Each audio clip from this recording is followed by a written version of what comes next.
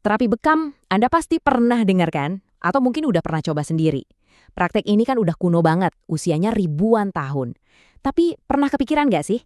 Apa sih yang sebenarnya terjadi di dalam tubuh kita pas alat-alat itu nempel di kulit? Nah, kali ini kita bakal bedah sains di baliknya. Bukan soal mitos ya, tapi murni mekanisme biologisnya. Kita mau cari tahu jawaban dari satu pertanyaan penting. Gimana caranya bekam bisa ngaruh ke tekanan darah kita? Yuk, kita mulai. Oke, jadi ini nih pertanyaan besarnya. Sekali lagi kita nggak akan ngomongin soal katanya-katanya, tapi kita mau lihat dari sisi sains, dari mekanisme biologis yang benar-benar bisa dijelasin. Gimana coba cuma sedotan di kulit, kok bisa-bisanya ngubah angka di alat tensi? Penasaran kan? Yuk kita bongkar sama-sama. Nah, kita mulai dari sini. Hipertensi atau ya tekanan darah tinggi. Wah, ini sih udah jadi kondisi yang umum banget ya di zaman sekarang, di mana semuanya serba cepat, serba bikin stres.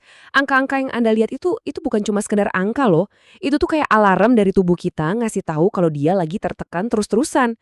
Ini akar masalahnya dan dari sinilah kita mulai penelusuran kita.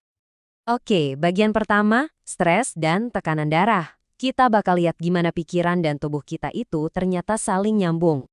Coba bayangin deh, tubuh kita itu punya semacam saklar darurat. Kalau zaman purba dulu, saklar ini nyala pas kita dikejar predator misalnya, model lawan atau lari. Nah, kalau sekarang, pemicunya beda banget. Saklar itu bisa nyala cuma gara-gara notif kerjaan yang nggak berhenti, kejebak macet, atau bahkan lihat sosial media. Masalahnya, kalau saklar ini nyala terus-terusan, tubuh kita masuk ke kondisi yang namanya hipersimpatis. Intinya, kita kayak siaga tempur non-stop, dan itu jelas nggak sehat. Terus gimana dong cara matiin saklar yang kayaknya korslet ini? Nah, jawabannya itu ada di sistem kendali otomatis di tubuh kita. Namanya sistem saraf otonom.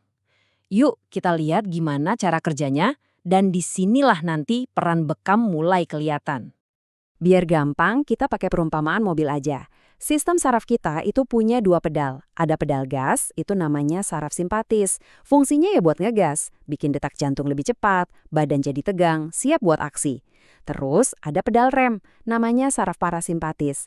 Ini kebalikannya, buat ngerem, bikin badan rileks, nenangin diri, biar bisa istirahat dan pulih lagi. Nah problemnya, banyak dari kita itu hidupnya kayak lagi balapan. Kakinya nempel di pedal gas terus.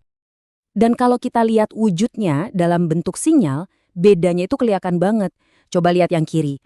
Gelombangnya cepet acak-acakan. Nah itu tuh sinyal stres dari si pedal gas tadi. Sekarang bandingin sama yang kanan. Jauh lebih tenang kan, teratur, pelan. Itulah sinyal rileks dari si pedal rem. Nah, tabel ini nunjukin koneksinya langsung ke perasaan kita. Coba deh perhatiin, kalau kita lagi cemas, marah, takut, udah pasti pedal gas alias saraf simpatis yang lagi diinjak kenceng. Sebaliknya, pas kita ngerasa tenang, pasrah, rileks, nah pedal rem alias parasimpatis yang ngambil alih. Ini bukti nyata betapa nyambungnya kondisi mental sama kondisi fisik kita. Oke, jadi disinilah peran bekam. Intinya, terapi bekam itu dari sisi mekanismenya kayak semacam cara buat maksa tubuh kita untuk nginjek pedal rem itu. Tujuannya apa? Ya buat pindahin keseimbangan. Dari yang tadinya non-stop di model lawan atau lari, jadi pindah ke mode istirahat dan pulih. Sesuatu yang kita semua butuhin banget kan? Oke, kita lanjut. Ternyata ceritanya nggak berhenti di sinyal saraf aja. Ada juga nih pemain lain dari dunia kimia di tubuh kita. Prosesnya itu sebetulnya bisa kita urutin jadi 3 langkah simpel. 1, ada rangsangan fisik, ya dari sedotan bekamnya itu. 2, tubuh kita ngerespons, caranya dengan ngeluarin zat-zat kimia penting. Ketiga, nah zat-zat kimia inilah yang kemudian bikin efek di tubuh kita, efek yang kita cari. Sekarang kita kenalan yuk sama 2 aktor utama kimianya.